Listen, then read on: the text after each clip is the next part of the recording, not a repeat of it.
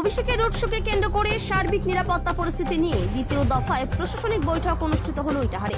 শুক্রবার Itahar high school মাঠে এই বৈঠক অনুষ্ঠিত হয় রায়গঞ্জ পুলিশ জেলার পক্ষ থেকে। জানা গিয়েছে, আগামী 7ই জানুয়ারি ইটাহারে রোড শো করবেন সর্বভারতীয় তৃণমূল কংগ্রেসের সাধারণ সম্পাদক তথা সাংসদ অভিষেক বন্দ্যোপাধ্যায়।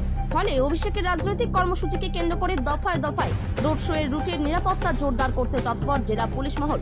এদিন ইটাহার ব্লক প্রশাসন সহ ব্লকের বিভিন্ন দপ্তরের আধিকারিক ও ব্লক তৃণমূল কংগ্রেস নেতৃত্বদের নিয়ে বৈঠক করলেন পুলিশ সুপার সোনাওয়ানে কুলদীপ সুরেশ। এছাড়াও ছিলেন বিডিও দিব্যেন্দু সরকার, অতিরিক্ত police super Kuntal Bandyopadhyay, SDPO Nilesh Shrikant Gaikwad, IC Gautam Chowdhury, block Trinamool সভাপতি কার্তিক দাস, ব্লক যুব তৃণমূল সভাপতি মোজাফফর হোসেন সহ উচ্চপদস্থ পুলিশ আধিকারিকরা। প্রশাসনিক বৈঠক শেষে পুলিশ কর্তারা ইটাহার সদর এলাকায় প্রায় 2 কিলোমিটার রাস্তা হেঁটে পরিদর্শন করেন। মূলত রায়গঞ্জ মালদহগামী জাতীয় সড়ক ও জাচল বালুরঘাট রাজ্য সড়কে কিভাবে কোথায় নো এন্ট্রি বা ড্রপ গেট এবং রাস্তার দুধারে কিভাবে ব্যারিকেড করা হবে সেই সমস্ত বিষয়ে পরিদর্শন বলে জানা গিয়েছে জেলা পুলিশ সূত্রে। কালিয়াগঞ্জ থেকে প্রতিনিধি অনুপ জয়সওয়ালের রিপোর্ট, বিগ নিউজ বাংলা।